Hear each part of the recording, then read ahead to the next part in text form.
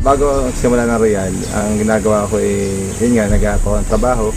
Pero yun nga, bago naman ako nag-aap ng trabaho, ako nag-work din before, pero sandali lang. Yung panahon na yun yung pinakamahirap na parang para sa akin. Yung time na yun, nag-aap ako ng trabaho. Ang nakikita ko sin sweldo, magkano lang din naman Tapos kaya ako nagpo-consider ng ibang trabaho kahit hindi ko sa linya. Punta ako sa isang work, sa isang company, bawal ko sa isang building, susuyuri mo yan So pagka inabot ko yung resume, timing na may opening, interview nila kagad ako. Yung experience ko talaga dati na sabi ko bakit gano'n? Totoo pala talaga na hindi porket nakatapos ka maganda rin buhay. That time din naisip ko bakit gano'n maganda naman tinapos ko, maganda yung eskwela ko, pero bakit that time walang trabaho? Pero tawanan lang Diyos, kinapagtrabaho naman din tayo kahit sandali hanggang sa dumating yung Royal sa buhay. Nakatuwa at nagsimula ako noon, naalala ko 2006. So nag-join ako nung 2006 na yun, ginagawa ko lang to, kumbaga sideline lang. Pero nung doon ako, naintindihan ko kahit sideline pala to, kailangan kong seryosohin. Hindi ko na-expect na pwede palang, dahil doon sa sipag ng isang tao dito sa negosyo na to, pwede ka pa talagang umasenso dito, yumaman.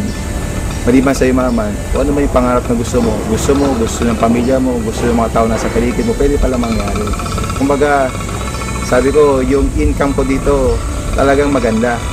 Pero hindi ko na-expect na pwede palang mas maganda pa doon sa gusto kong maganda. Noong time na sabi ko, nakikita ko na yung ganda ng negosyo, tuloy-tuloy lang ako. Naalala ko, pagka may mga awarding, palagi ako nandun, nanonood ko yung mga kumikita sa Royal. Natutuwa rin ako kasi meron sila ma-award. Sabi ko, pwede rin kaya mangyari yun sa parang ordinaryong member kagaya ko, no? So, sa nakalipas na ilang taon ko na rin sa Royal, ako sa totoo lang, hindi ko naman in-expect na pwede pala maging number 1 Ang sa akin lang, dito ako sa Royal, gagawin ko to para sa pamilya ko.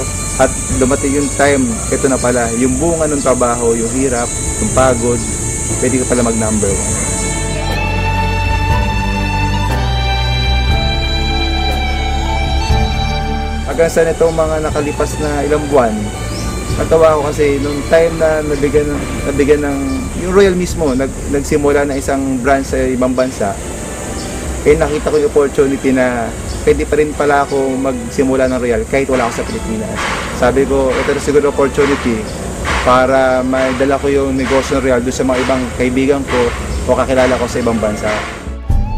Naalala ko yung hirap namin dati kasi wala pa naman opisina yung Royal that time doon. Ultimo, madaling araw, nag-i-impake pa ako ng produkto kasi meron siyang kamag-anak na pupunta doon. Pinadadala ko pa yung produkto doon. Awa ng Diyos, yung opisina po natin sa Royal nagbukas na doon sa Dubai, sa UAE. Napakalaking bagay doon kasi yung mga tao, mga kaibigan ko na nagsimula ng Royal na naniwala sa negosyo ng Royal, ngayon nandun na po sila. Yun yung hanap buhay nila, yun yung pagkakakitaan nila.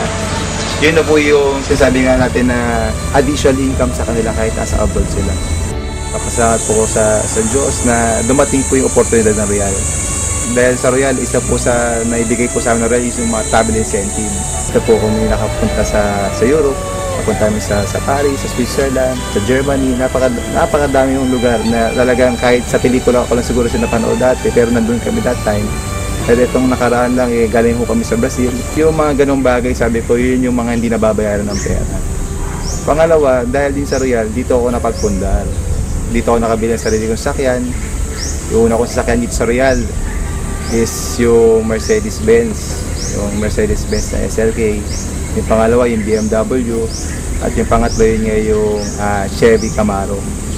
Maliban doon sa mga sasakyan na yan, ako masaya-masaya ako ngayon kasi nakapagsimula na ako, makalipat na dun sa bagong property.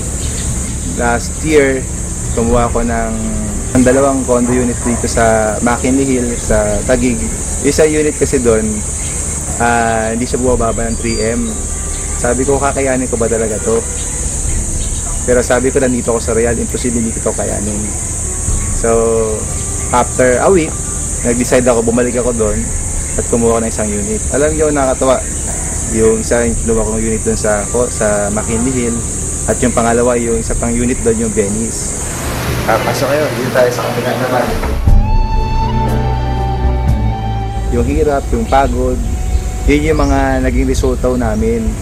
At isa sa pinaka nakakatuwang resulta dito, yung negosyo ng Royal, magkakasama rin kami magkakapatid, buong pamilya.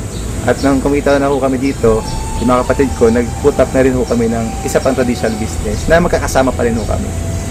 Napagtayo ho kami ng isang restaurant, at the same time yung car wash, na ito, patatakbuhin po ng pamilya ho namin.